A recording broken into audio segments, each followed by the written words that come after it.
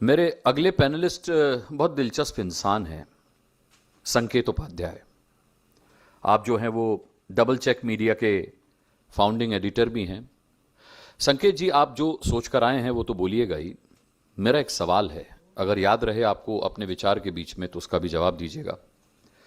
आजकल जो पत्रकार मीडिया से, मुख्य धारा से खासकर अलग हो रहे हैं, अगर बहुत स्पष्ट शब्दों में कहूं तो जिनकी नौकरी जा रही है, जो निकाले जा रहे हैं या जो मीडिया छोड़ रहे हैं क्योंकि वो अपनी बात नहीं कह पा रहे हैं, क्या ये मुख्य धारा मेन स्ट्रीम मीडिया का नुकसान है या उन पत्रकारों का फायदा है कि वो अपने इंडिपेंडेंट प्लेटफॉर्म पर आकर के अपने तरीके से, अपने एथिक्स को फॉलो करते हुए, पत्रकारिता के नॉर्म्स को ध्यान में रखते हुए पत्रकारिता कर रहे हैं और इंशाल्लाह सफल हैं। प्लीज जोरदार तालियों के साथ संकेत उपाध्याय का स्वागत कीजिए।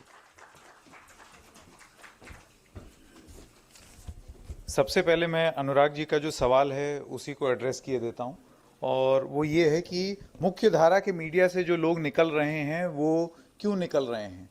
मुझे ऐसे लगता है ये परिभाषा ही बदल गई है। मुख्य धारा क्या है? जिस चीज़ को आप मुख्य धारा मीडिया कह रहे हैं वो मुख्य धारा मीडिया नहीं है। That is not main stream media, it is money stream media, legacy media. ये है उसकी सही परिभाषा। आज की डेट में मुख्य धारा मीडिया डिजिटल पर है क्योंकि ये नया ज़माना है। ठीक है, अब आप इसको कैसे परिभाषित करेंगे? आप कैसे बोलेंगे कि इसको आप मुख्य धारा माने या किसी और को मुख्य धारा माने? मुख्य धारा के लोग किस चीज को कंज्यूम कर रहे हैं वो मुख्य धारा होता है। आज की रेट में अखबार कितने लोग पढ़ रहे हैं उससे आप अंदाजा लगा लीजिए कि अखबार मुख्य धारा है या नहीं। टीवी कितने लोग देख रहे हैं? डिजिटल आपका डीटीएच का जो सब्सक्रिप्शन डेटा है वो आपके सामने है, आपको बता देगा कि टीवी में आपका टाटा स्काई और एयरटेल डिजिटल टीवी वो कितने लोग देख रहे हैं। वो डेटा किसी से छुपा हुआ नहीं है। लेकिन उसी के साथ साथ इस देश में डिजिटल मीडिया के कंटेंट का कंजम्पशन फोन पर, टीवी पर, वो किस तरीके से बढ़ रहा है, मेरे ख्याल से ये अपने आप में आपकी परिभाषा तय कर सकता है कि मुख्य धारा क्या है।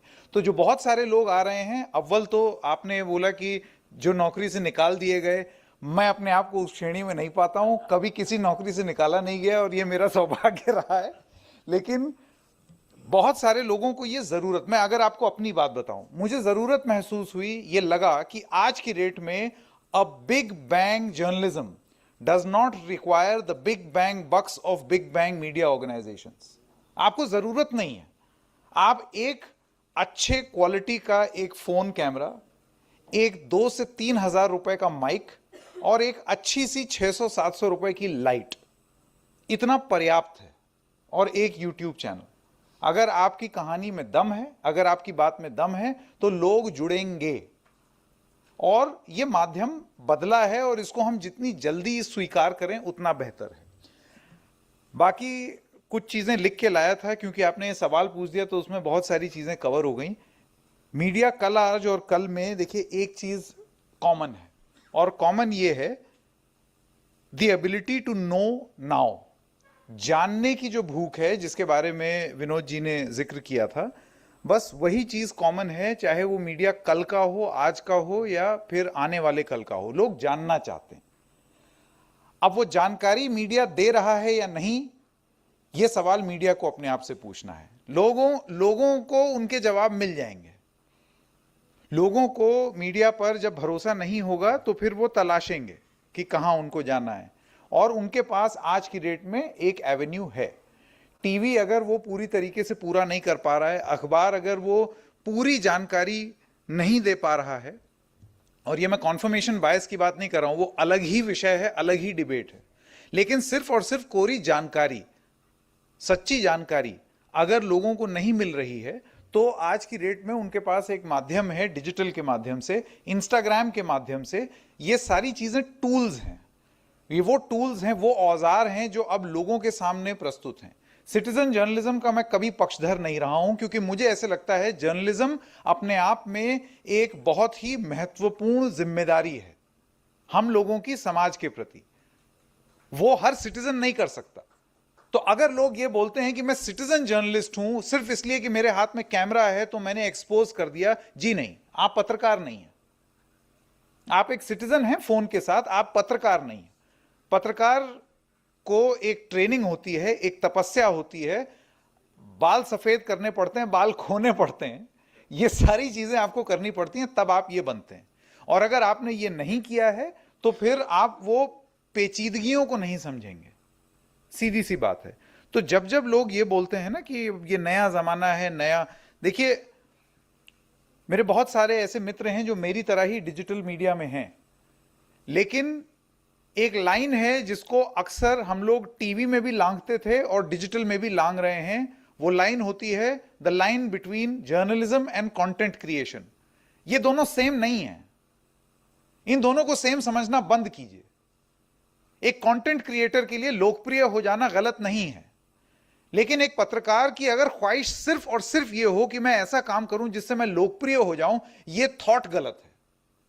एक पत्रकार की ड्यूटी है बात सही, लोकप्रिय हो या ना हो वो सेकेंडरी है, बात का सही होना जरूरी है। कंटेंट क्रिएटर के ऊपर ये प्रेशर नहीं है, वो गलत भी हो सकता है क्योंकि उसको उसका मैट्रिक्स, उसका यार्डस्टिक, उसका मापदंड लोकप्रियता है। तो आज की डेट में आने वाले मीडिया में, क्योंकि कल की बात हो रही है, इस आने वाले कल में आप ये जान लीजिए जो सबसे बड़ी चुनौती हम जैसे पत्रकार जो अब 25 साल हो गए इस प्रोफेशन में, जो नए मेरे साथी आ रहे हैं, इस बार सीजेपी प्रोटेस्ट में एनडीटीवी में मेरे साथी जो साथी थे 22-23 साल के, वो एंटरप्रेन्योर्स बन गए हैं। मतलब गजब की उनको देख करके ऊर्जा मिलती है कि 22 साल की उम्र में वो एंटरप्रेन्योर बने हुए हैं और उन्होंने एक बहुत सक्सेसफुल मीडिया ऑर्गेनाइजेशन इंस्टाग्राम पर बनाई और वो बहुत लोकप्रिय हो गए इस आंदोलन के बाद। उससे पहले भी गंभीर पत्रकारिता करते थे, लेकिन वो ये फर्क और वो लाइन नहीं भूले, वो आज भी वहां जाकर के पत्रकारिता किए। बहुत सारे लोग वो लाइन लांघते हैं, उनको शुरुआती सफलता जरूर मिल जाती है, वो खुश भी हो सकते हैं अपने मिलियंस और मिलियंस ऑफ व्यूज से, लेकिन जब रात में सोएंगे तो वो भी अपने आप से ये जानेंगे, अपने आप से जब बात करेंगे तो ये जानेंगे कि वो लोकप्रियता की होड़ में आगे गए, उन्होंने सही बात को स्पष्ट तरीके से रखने को पीछे कर दिया, उन्होंने उसको प्राथमिकता नहीं रखी। जल्दी से मैं खत्म करता हूं और लास्ट में बस एक छोटा सा प्लग कर दूं मेरी नई संस्था का, जिसका नाम है डबल चेक। डबल चेक का जन्म इस टेक्नोलॉजी के युग में, इस एआई के युग में एआई से ही हुआ, और वो इसलिए हुआ क्योंकि जब आप गूगल जेमिनाई पे कुछ भी लिखते हैं उसमें नीचे लिखा आता है AI can make mistakes, kindly double check it. तो तभी ये विचार मन में आया कि ये तो हमारी पत्रकारिता का भी नियम है। हमारे बड़े बुजुर्ग विनोद जी से आप कभी बात करें, हल्की बात नहीं निकलेगी। इसलिए नहीं कि वो हल्की बात कर नहीं सकते या चालू बात कर नहीं सकते या उनके मन में कोई चीज आ रही है, वो ये जो इनहिबिशन है ये इसलिए है क्योंकि पत्रकारिता में हमने सीखा है लोगों से कि एक बार बोलने से पहले दोबारा देख लो, कहीं गलत ना हो जाओ। मुझे ऐसे लगता है कि चाहे अखबार हो, चाहे न्यूज़पेपर हो या फिर डिजिटल मीडियम, अगर आपको पत्रकारिता को आगे ले जाना है तो फिर जैसे शास्त्रीय संगीत कभी बूढ़ा नहीं होता, जैसे शास्त्रीय नृत्य कभी बूढ़ा नहीं होता, वैसे ही शास्त्रीय पत्रकारिता कभी बूढ़ी नहीं होगी। और उसका मूल सिर्फ और सिर्फ डबल चेक करके मुंह खोलना है। मुंह तब तक ना खुले जब तक तथ्य ना हो जाएं डबल चेक। मत बनाइए, बिना ओपिनियन का इंसान मरा हुआ इंसान होता है। आप लोग बोलते हैं ना मेरा ओपिनियन नहीं है, आपका ओपिनियन कब नहीं होगा आप बताइए? उस दिन नहीं होगा जिस दिन आप मर जाएंगे। एग्जैक्टली तब तक आप ओपिनियन बनाएंगे। अब आप ओपिनियन अपना बना कैसे रहे हैं? आप अपना ओपिनियन बना रहे हैं तथ्यों पर। दिक्कत हमारे पेशे के साथ ये हो गई कि अब instead of facts becoming absolute, opinion has become absolute. और फिर अब मैं जाके खोजता हूं कि अब ये मैंने मन बना लिया, कॉन्फर्मेशन बायस मेरा, मेरे व्यूअर्स भी मुझे देखेंगे, लाखों व्यूज, वाओ। और फिर मैं जाकर के तथ्य ढूंढना शुरू करता हूं। ये जो बैक फिलिंग ऑफ फैक्ट्स है, ये है हमारा सबसे बड़ा संकट, और ये संकट अभी डिजिटल में और ज्यादा आ रहा है।